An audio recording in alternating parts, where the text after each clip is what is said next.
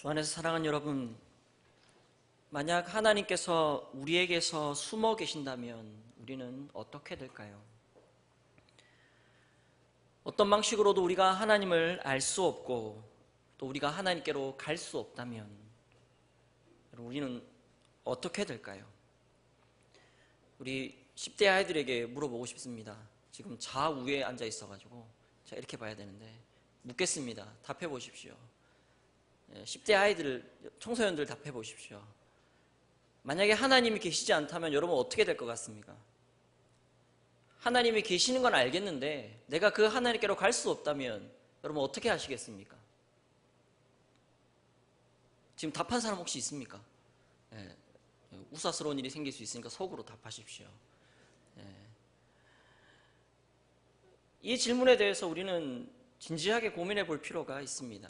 제가 이 10대 아이들에게, 청소년들에게 이 질문을 한 이유는요, 이 아이들이 이 질문을 듣고 난 다음에 딱히 할 대답이 별로 없다라는 것입니다. 하나님이 없는 것, 크게 그렇게 고민해 본 적이 별로 없는데, 내가 하나님께로 갈 수 없다라는 것, 별로 그렇게 고민해 본 적이 별로 없는데, 그러나 여러분, 이것은 우리 청소년들만의 고민은 아닐 것입니다. 바쁘게 살아가는 우리 인생 가운데에 하나님이 나에게 계시지 않는다면, 내가 그 하나님께로 갈 수 없다면, 그리고 내가 아무리 하나님을 찾아도 그 하나님을 찾을 수 없다면, 이 질문이 얼마나 여러분의 인생에 무게감 있게 찾아오십니까? 여러분이 삶을 살아가시면서 스스로의 삶 가운데 수없이 많은 질문들을 던질 수 있겠지요. 때로는 우리의 삶이 너무 바빠서 이런 질문을 우리의 삶이 허락하지 않을 수도 있습니다. 하지만 여러 가지 질문과 의문들을 가지며 살아가는 것이 분명합니다. 하지만 이런 주제에 대한 질문들은 크게 그렇게 진지하게 별로 고민하지 않는 것이 이 땅을 살아가는 성도의 모습이라는 것. 여러분, 이게 불편하게 느껴지십니까? 제가 여러분들에게 하고 있는, 여러분들을 묘사하는 우리가 살아가는 이 땅에서의 우리의 삶의 모습, 하나님이 나에게 계시지 않는다면, 여전히 하나님이 우리에게 말씀하지 않으시고 우리에게 찾아오지 않으시고 예수님께서 우리에게 그리스도가 아니라면, 오히려 반대로 하나님이 우리에게 찾아오셔서 우리의 삶을 간섭하시고 우리를 불편하게 하셔서 마치 나에게 있는 자유를 하나님이 뺏어 가시는 것처럼, 여러분 그렇게 느껴지지는 않습니까? 신앙으로 훈련받아야 할 우리 청소년들과 청년들, 주일 성수와 관련해서 참 많은 강조들을 하게 됩니다. 예배에 대해서 참 많은 이야기들을 나누고 있습니다. 하지만 그 이야기들을 할 때마다 그 이야기를 듣는 아이들 앞에서 벽을 느낍니다.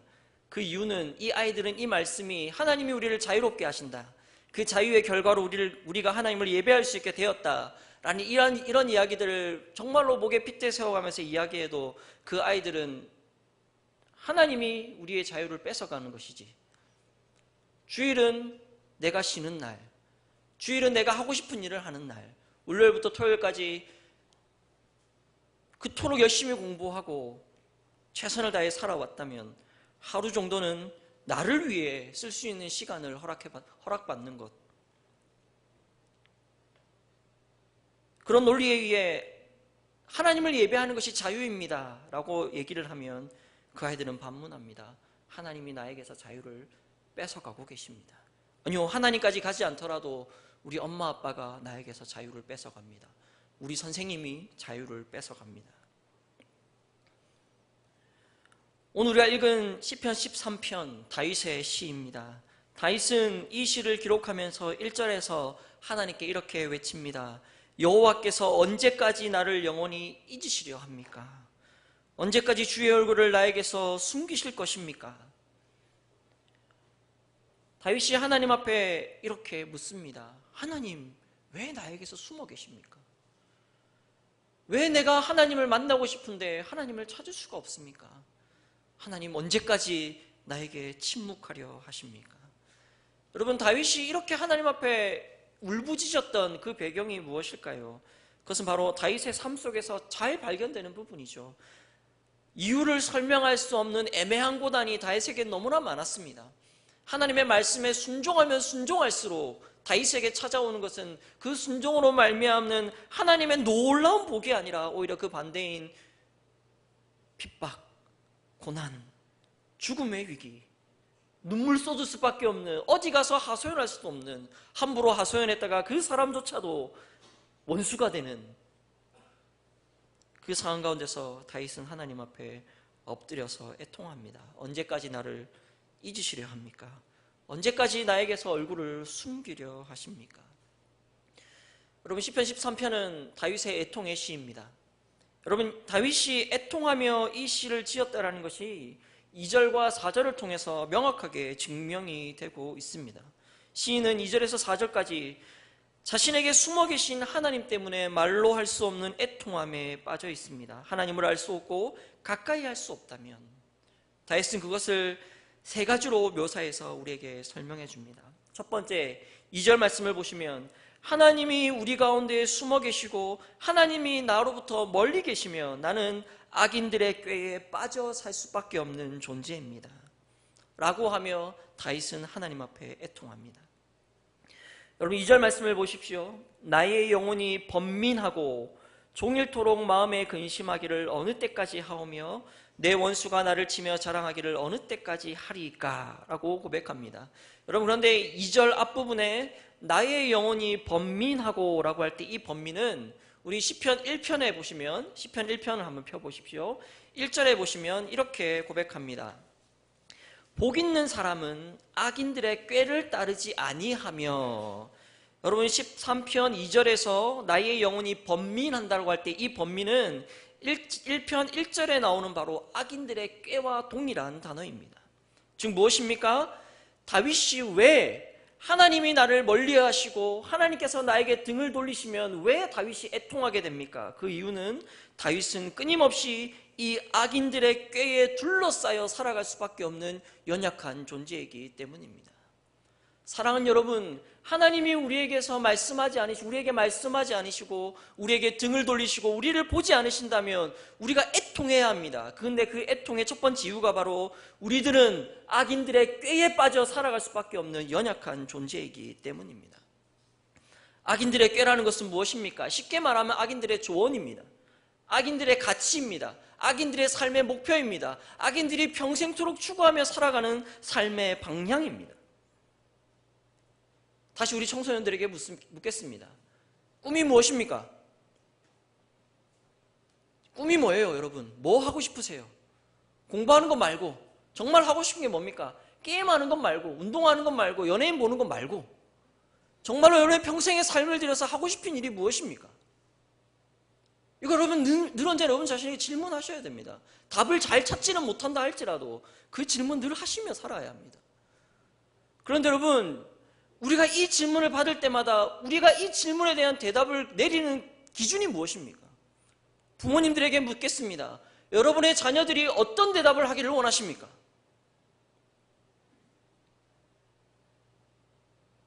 그 질문에 대한 대부분의 답들은, 그리고 그 답에 대한 그 질문에 대한 정답들은 대부분 우리들은 이 세상의 악인들이 가르쳐주는 그 삶의 원리와 조언과 가치. 왜 우리 청소년들이 게임을 그렇게 좋아할까요? 왜 연예인들을 그렇게 좋아할까요? 그 아이들이 날마다 접하는 것이 그것이기 때문입니다.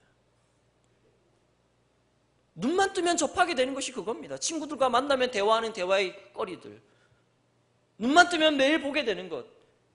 근데 왜 이 청소년들이 그렇게 연예인들을 좋아할까요? 여러분들도 보셔서 아시지 않습니까?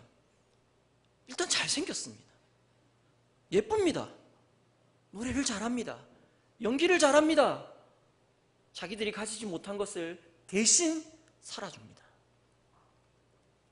그러나 여러분, 이런 가치는요, 아이들에게는 그렇게 나타나고 있지만 어른들에게는 동일한 원리로 다른 형태로 나타난다는 것입니다. 하나님께서 우리에게 등을 돌리시고 하나님이 우리에게 말씀하지 않으시고 우리가 아무리 찾아도 하나님이 계시지 않는다면 우리는 이 악인들이 가르쳐주는 꾀, 악인들로 인한 번민, 악인들이 가져다주는 삶의 원리와 가치와 조언, 삶의 방향, 그것을 여지없이 함께 추구하며 살아갈 수밖에 없는 그런 존재들이라는 것입니다. 그래서 다윗은 하나님 앞에 애통합니다. 하나님이 나에게 등을 돌리시면, 하나님 나에게 말씀하지 않으시면 나는 악인들의 꾀에 빠져서 그렇게 살아갈 수밖에 없는 존재입니다. 여러분, 이것이 바로 어떻게 보면 성도가 살아있다라는 증거입니다. 두 번째, 다윗은 하나님께서 나로부터 등을 돌리시면 3절에서 나는 사망의 잠을 잘 수밖에 없습니다 라고 하나님 앞에 애통합니다. 3절 말씀을 보시면 여호와의 내 하나님이여 나를 생각하사 응답하시고 나의 눈을 밝히소서 두렵건대 내가 사망의 잠을 잘까 하오며. 시인은, 다윗은 자신이 사망의 잠을 잘게 될 것을 두려워합니다. 왜 사망의 잠을 잘게 된다고 표현을 할까요? 끊임없이 자기를 둘러싸고 있는 것이 이 악인들의 꾀이기 때문입니다. 악인들이 우리에게 끊임없이 심겨주는 가치.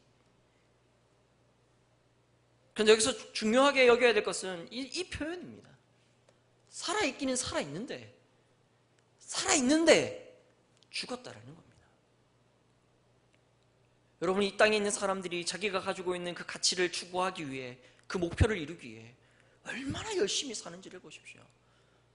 우리 10대 아이들, 연예인들을 보면서, 청소년들 연예인들을 보면서 꿈을 꿉니다. 나도 저렇게 되고 싶다. 여러분, 실제로 그리고 그 연예인들이 살아가는 삶의 어떤 모습과 방식을 보면요, 배울 점이 매우 많습니다. 정말로 열심히 삽니다. 그 친구들. 그 누구보다도 자기에게 주어진 영역들을 개발하기 위해서 또 공부하고 또 노력하고 또 일하고 죽으라고 고생합니다. 정말로요. 먹지 못하면서 고생하고요. 그러면서 그 친구들이 목표를 이루어냅니다. 그리고 얘기하죠. 자기들을 사랑하고 좋아해주는 그 청소년들에게 얘기합니다. 여러분, 당신들도 열심히 하면 나처럼 이렇게 될 수 있습니다. 그리고 아이들은 거기에 열광합니다. 또한 동시에 그에 비해서 미치지 못하는 자기 자신을 보며 깊은 한탄에 빠지기도 하죠. 세상 사람들 열심히 삽니다. 정말로 죽을 고생하며 살아갑니다. 그런데 다윗이 무엇이라고 고백합니까? 그들을 향해 사망의 잠을 자고 있다. 근데 왜 잠이라고 표현할까요? 영원히 깰 수 없기 때문입니다. 스스로 깨어날 수 없기 때문입니다. 스스로 그 문을 박차고 나올 수 없기 때문입니다.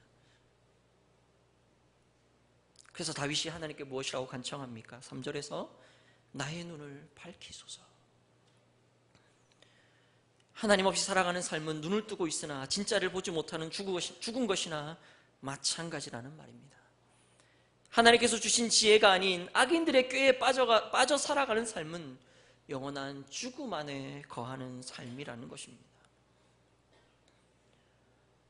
하나님이 우리에게 계시지 않는다면, 하나님의 말씀이 더 이상 우리에게 들려지지 않는다면, 그 하나님의 말씀 우리가 귀를 열어 듣지 못하고 눈을 열어 보지 못한다면 반드시 우리는 이렇게 애통해야 합니다.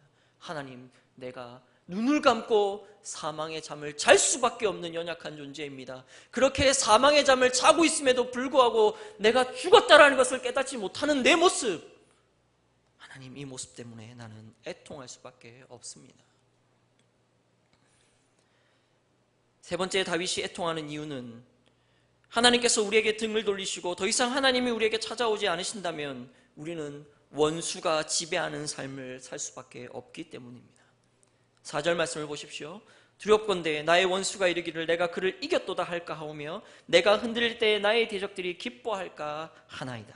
무엇입니까? 원수들이 나에게 이르기를. 여러분, 이 원수들이 나한테 이 말을 할 때에 어떤 뉘앙스로 말을 하겠습니까? 진지한 말투로 얘기할까요? 조롱하는 말투로 말하는 것입니다. 거 봐라. 네가 아무리 예수님을 믿는다고, 네가 아무리 말씀대로 산다고 해봐라, 되는가? 결국은 내가 너를 이긴다. 결국은 내가 너를 이기는 것이다. 결과는 뻔하다. 아무리 몸부림치고 아무리 버둥버둥 거려라, 결국은 내가 이기는 것이다. 근데 실제로 다윗이 그것을 보고 있습니다. 원수들이 득세합니다. 하나님의 말씀을 벗어나서 자기들의 욕망과 정욕을 위해 모든 것을 추구하며 살아가는 그들의 인생이 우리의 눈에 보이기에도 성공한 인생처럼 보입니다. 나는 왜 그렇게 살지 못할까? 라고 부러워합니다. 그러면서 그 원수들이 우리에게 조롱하면서 심어주는 말이 무엇입니까? 정말 하나님이 살아계신 게 맞나? 내가 하나님을 믿는 것이 무슨 가치가 있나? 예수 그리스도를 따르는 것이, 신앙을 가진다라는 것이, 예배를 드린다라는 것이 대체 무슨 의미가 있을까? 차라리 그 시간에 내 기쁨과 내 만족을 위한 그런 유익을 얻을 수 있는 그런 일들 하는 것이 더 유익하지 않겠나?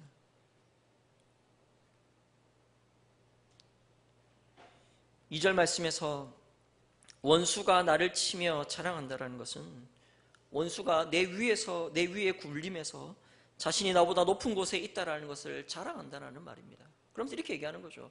내가 너보다 가진 게 많다. 내가 너보다 힘이 있다. 그러니까 빨리 따라와라. 나한테 따라와라. 거기서 그 밑바닥에서 헤매고 있지 말고 제발 내가 높이 서 있는 그 높은 곳으로 제발 좀 올라와라.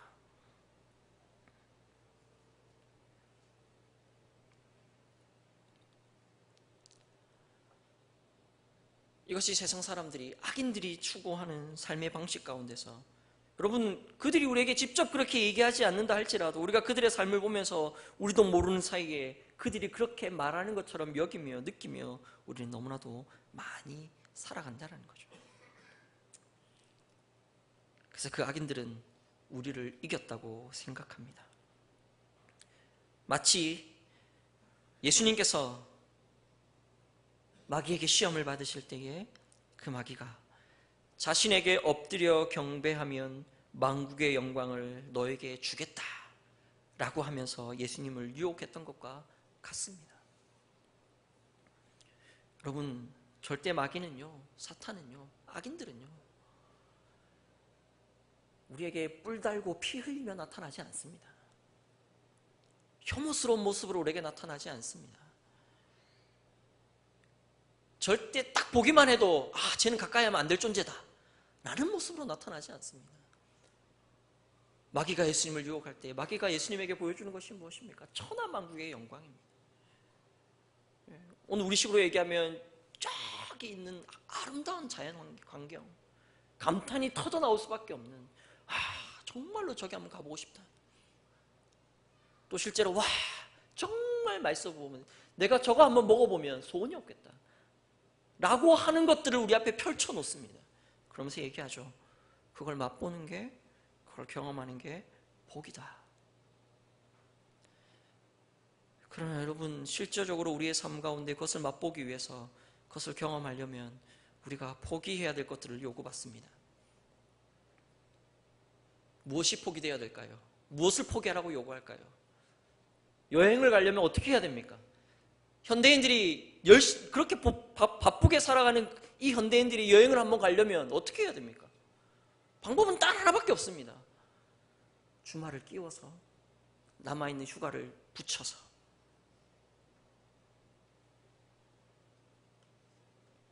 그러면서 얘기하죠. 주일 예배와 그 아름다운 자연 광경을 보고 오는 것이, 그걸 맞바꾸는 것이 가치가 있다.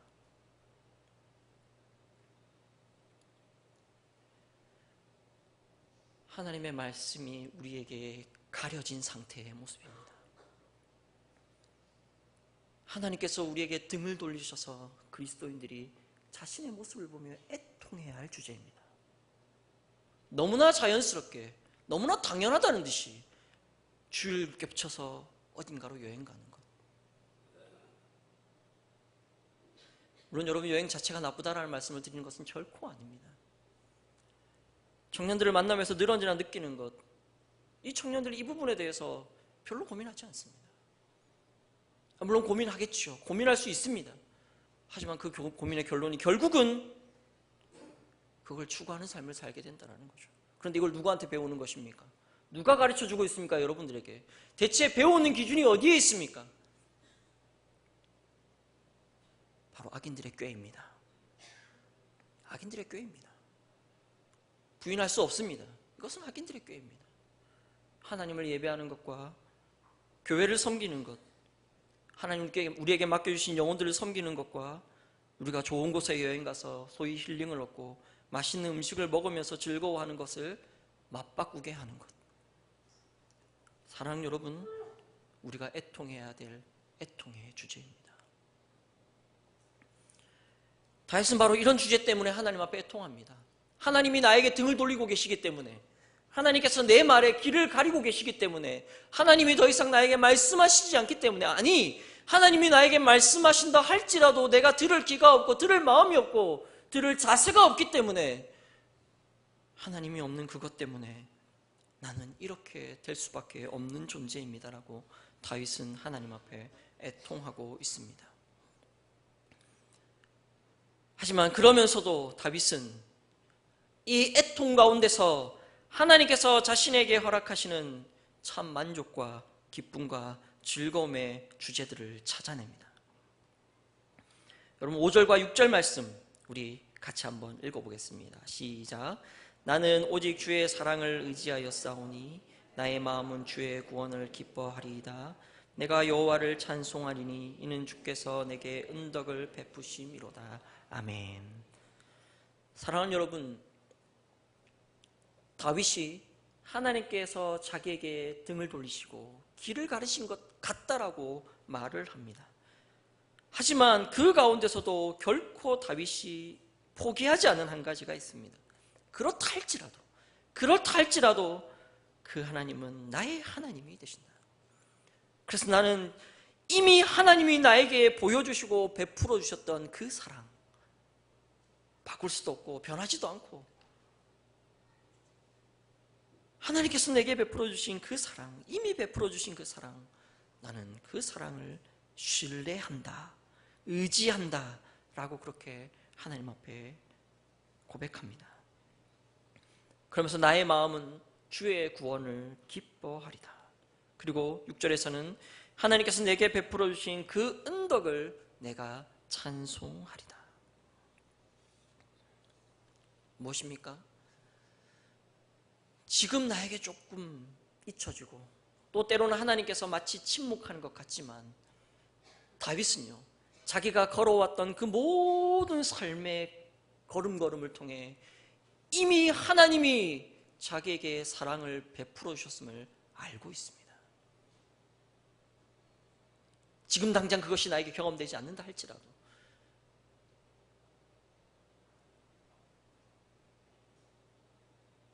하나님 우리에게 말씀하십니다. 어떻게 말씀하실까요? 여러분들에게 어떻게 하나님이 말씀하실까요? 하나님이 지금도 우리에게 그분의 음성을 들려주고 계십니다. 어떻게 들려주고 계실까요? 잘 알고 계시죠? 이미 여기에 기록되어져 있는 완전한 하나님의 말씀, 이 안에 하나님의 사랑이 있습니다. 우리에게 베푸시는 은혜가 있습니다. 변하지 않는 은덕이 있습니다.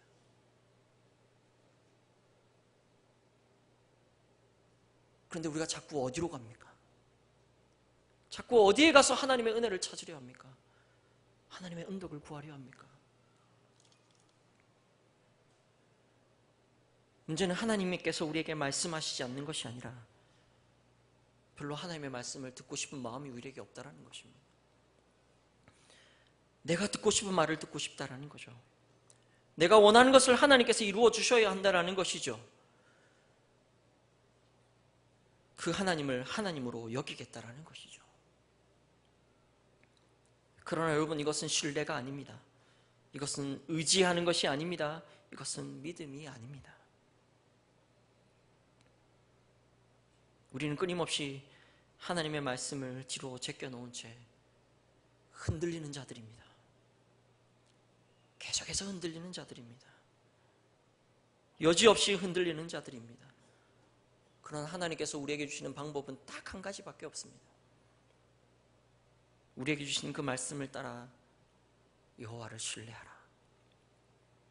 우리에게 주신 그 말씀을 따라 하나님의 사랑을 그 말씀 안에서 발견하고 하나님의 신실하심을 발견하고 그분의 은혜와 은덕을 발견함으로 그분을 신뢰함으로 견고하게 서라. 사랑하는 성도 여러분, 하나님은 한 번도 우리에게 등을 돌리신 적이 없습니다. 하나님은 한 번도 우리의 말을 듣지 않으신 적이 없습니다. 또 하나님은 한 번도 우리에게 말씀하지 않으신 적이 없습니다. 듣지 않으려 하는 것이죠. 아니, 듣고 싶지 않은 것이죠. 듣지 않은 것처럼 여기는 것이죠. 나하고 상관없다고 여기는 것이죠. 나하고 거리가 멀다라고 여기는 것이죠. 내 얘기가 아니라고 여기는 것이죠. 바로 그 모습 때문에 우리는 하나님 앞에 애통해야 합니다. 말씀을 정리하겠습니다. 하나님이 우리에게 계시지 않는다면, 하나님의 말씀이 더 이상 우리에게 들려지지 않는다면, 하나님께서 마치 우리를 떠나 계신 것처럼 여겨진다면, 사랑하는 여러분, 애통하십시오. 하나님을 향하여 원망하고 하나님을 향하여 삿대질하며 하나님을 향하여 의심하는 것이 아니라 여러분의 모습을 보며 애통하십시오. 왜요? 하나님이 없이는 우리는 원수들의 꾀에 빠져 살아갈 수밖에 없는 존재들이기 때문에, 원수들에게 둘러싸여서 번민할 수밖에 없는 존재들이기 때문에, 하나님이 없으면, 하나님이 우리에게 찾아오시지 않는다면 우리가 애통할 수밖에 없는 존재라는 사실을 여러분 잘 기억하셔서 우리에게 지금도 말씀하시는 그 하나님의 말씀을 겸손히 들음으로, 또 가까이에 늘 언제나 둠으로, 그 말씀을 통해 우리를 구원하시는 그 하나님을 통해 위로받으시고, 그 사랑을 통해 그 하나님을 신뢰하시고, 우리에게 베풀으시는 그 은덕으로 말미암아 하나님을 기뻐하며 날마다 찬송할 수 있는 하나님의 백성들의 삶이 다 되시기를 주님의 이름으로 축원합니다. 아멘. 기도하겠습니다.